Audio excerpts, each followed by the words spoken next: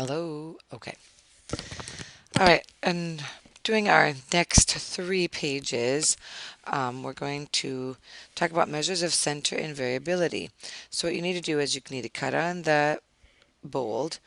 Please cut around the whole thing here. This will be 2 pieces, and each of these will be flippy flaps because this will fold open. And same with this. These are like 2 individual pieces. This is a big thing that this goes underneath, and you'll see in just a minute what I mean. So when you have it out, the measures of center is the title. This gets glued onto that part that was said glue right up here. This gets glued underneath. So this flips up to those words underneath, and then these all flip. So that's kind of how I want it to look. So if you take a moment and just pause your video and get it all cut out and then glued, and then you can start to take the notes that are inside. So a good time to pause this would be now. Okay, then welcome back. Hopefully you had a chance to get all glued in. So all you're worried about now is that there are different measures that we use to find the center of pieces of data, and one that kind of identifies what our variability is, what the differences are in our set of data. So the center is first. We are talking about mode, median, and mean. These you should have all talked about while you were in 6th grade and even before that. So the mode is the most frequently appearing piece of data. So if you were to take a large piece of data and organize it from least to greatest, you would find the mode being the number that occurs more often than the others. And sometimes you can have more than one piece of data that does that. So sometimes you can have 2 modes.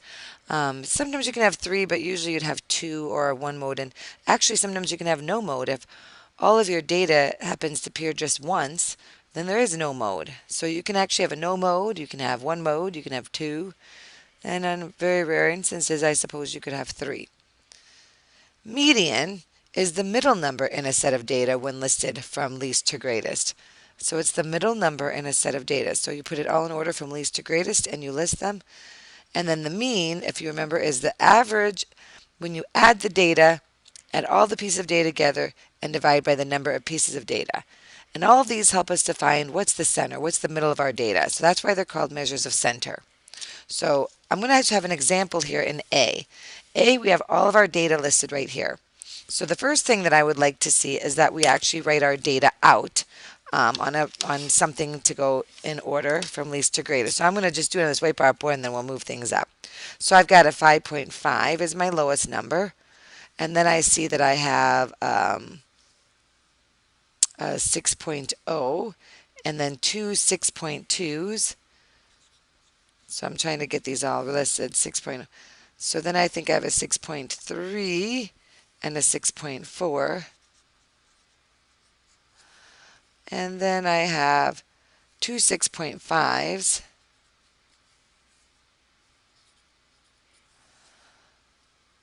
And then I think I have a 7 and 8. 1, 2, 3, 4, 5, 6, 7, 8. Yep, a 6.7 and a 6.8. Sorry, I had to go off on the side a little bit. So anyway, I'm going to talk to you about these centers, and then we're going to show you how that works. Can you get all that in on one page? Get the 5.5 all the way. Let me see if I can adjust my camera a bit to get everything in. My board's a bit big. Okay, so if we go back to the one we said was the mode, now that they're listed in order from least to greatest, I see I have 2 6.2s and I have 2 6.5s, and everything else only appears once. So my mode on this piece of data is 6.2 and 6.5. I have 2 modes because everything appears once except for 6.2 and 6.5. And mode is the most. 4 letters, starts with MO. That's how I remember it. The next thing I want to find is the median. So the median of this set of data is when I have it organized, we cross off from left to right. I'm just going to put stars on top, like this one goes with the first one over here. That way we know it's kind of crossed off and not really. This one goes with this one. The 6.2 goes with 6.5. 6.2 goes with 6.5. And then I've got 2 that are in the middle. Whenever you have 2 that are in the middle, that's kind of your middle is between them. So I have to find the middle of between the both of them.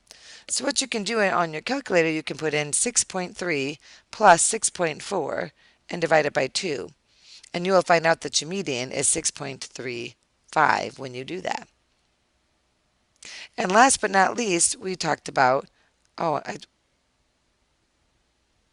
median. Then we want to talk about mean. So the mean is when we're going to add them all up and divide by the number of numbers. We got 1, 2, 3, 4, 5, 6, 7, 8, 9, 10. So we have 10 pieces of data and you need to add them up. So I don't know what you'll see better on my phone or my calculator, which is tiny. So let me see if you can see best with this. I'm not sure how well you'll see. Can you see those numbers okay? So what I'm going to do is I'm just going to plug in my pieces of data. 5.5 plus 6 plus 6.2 plus 6.2 plus 6.3 plus 6.4 plus 6.5 plus 6.5 plus 6.7 plus 6.8 equals, and I get 63.1. So then I divide that by the number of pieces of data, which happen to be 10, and I get 6.31. So 6.31 is my mean. So those are the first pieces of data that you're going to identify in this section A. Your mode, we decided, was 6.2 and 6.5. We decided your median was 6.35 because it was in between 6.3 and 6.4, and your mean was 6.31. So by doing these three definitions, we did these three. Your job at the end would be to fill these three in once you list these out in order from least to greatest.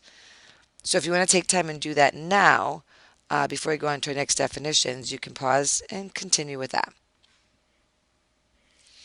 If not, welcome back and we'll continue with the definitions for variability.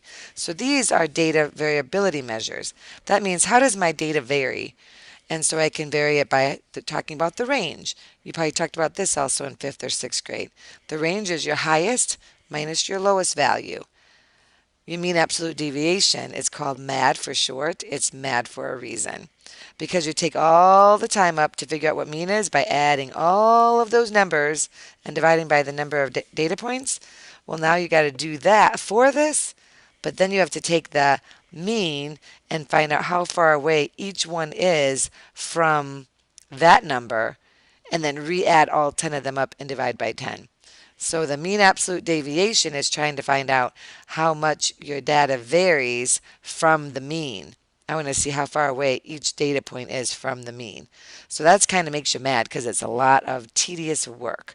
But it's easy to figure if you just follow the simple rules. An interquartile range is when you're making a box and whisker plot, if you remember those from 6th grade, and you take quartile 3 and subtract it from quartile 1, because again, interquartile range means highest minus the lowest. So 3 is bigger than 1, so quartile 3 minus quartile 1. I'm going to show what that means with our same data points from A to finish off the last 3. So if you don't mind paying attention, I'll use a different color for my variability. I'm going to go to blue with my same data points. So now I want to do my range.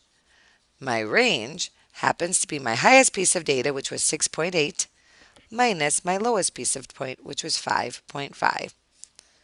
So my range on this data is 1.3. Now if we want to talk about the MAD, here we go. This is going to be in blue for a reason so we can see the numbers. We have to find out how far away 6.31 is from each of our data points. So I have to take 6.31 minus my 5.5. And I have to do this with all of my data points. So I'll try to put this back on the corner here so you can kind of see what I'm doing. I don't know if it's going to be very clear for you unless I tip it. Maybe if I tip it. So if I do 6.31 minus my 5.5 equals, I'm going to give this number in 0.81 to save for later. Then I have to figure out how far away 6.31 is from 6.0. Well, that would be 0.31 because 6.31 minus 6 would leave the 0.31. 6.2, it would be 0.11 because I'd add 1 there to get the 3 and then obviously the other one. So because 6.2 is the same situation, it would be 0.11.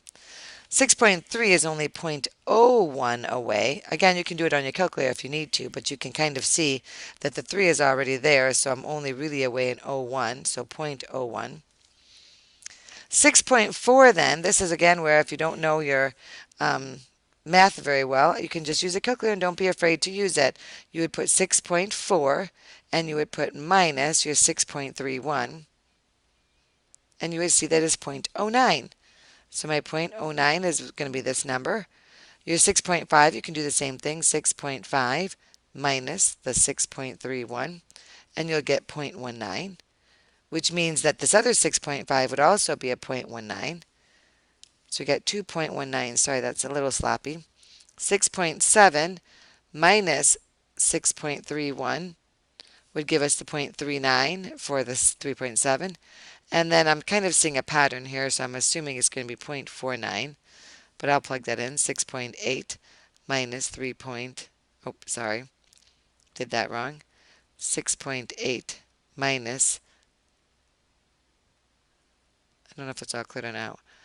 6.8 minus 6.31, 0.49. So now the mad part of all of this is you have to add all of those blue numbers up and divide by 10 numbers. 1, 2, 3, 4, 5, 6, 7, 8, 9, 10. So we're going to take time to do that. I've got my 0.49 in already, so I'll leave that in there. And I'll add plus 0.39 plus 0.19 plus 0.19 plus 0.09 plus 0.01 plus 0.11 plus 0.11 plus 0.31 plus 0.81 equals 2.7. But then because I just added them up, I need to divide by the number of data points, which happens to be 10, and I'll get 0.27. So my MAD is 0.27. That took a lot of work. That's why we think it's maddening. So we call it the MAD. Also, it's the mean absolute deviation, so how far away it varies from the mean. And our last one is the interquartile range. Many of you may have forgotten how you can figure this out. Basically, if you remember correctly from box and whisker plots, you can find it all out just by using a box and whisker plot. So, if you remember correctly on the box and whisker plot, we have to put our median in, and we said that was between 6.3 and 6.4. So basically, I need to make my number line with 5.5 all the way through 6.8 on it. So 5.5, 5.6, 5.7, 5.8, 5.9, 6.0, 6.1, 6.2, 6.3, 6.4, 6.5, 6.6, 6.7, and 6.8. They have to be equidistant apart when you're doing this. You can't miss anything, even though they might have any data points for that. And then what you're going to do is you're going to find your quartiles, because the interquartile range is going to be quartile 3 minus quartile 1. So we need to figure out what those are. So we need to divide this into quarters. We already said between 6.3 and 6.4 we had our median.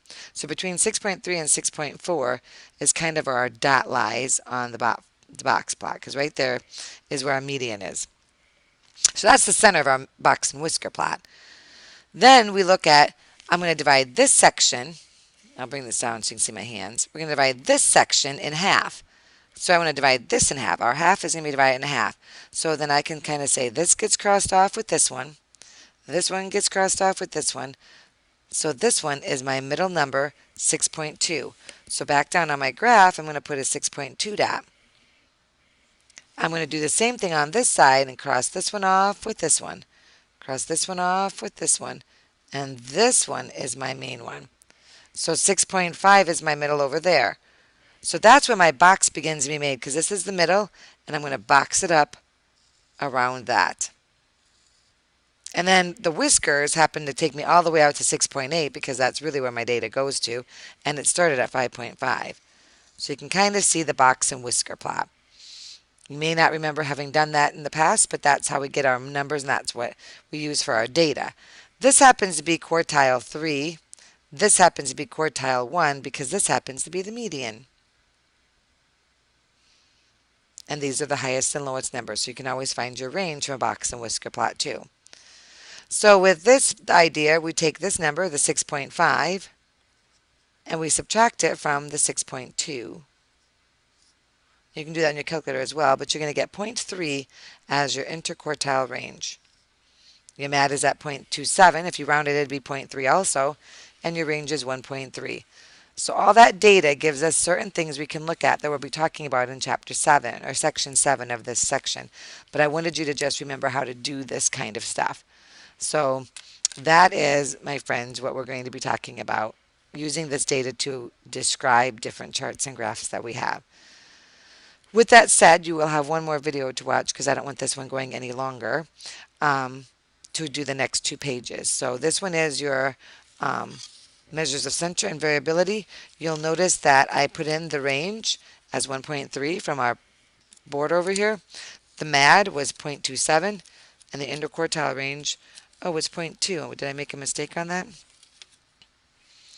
It was 6.5 minus 6.2.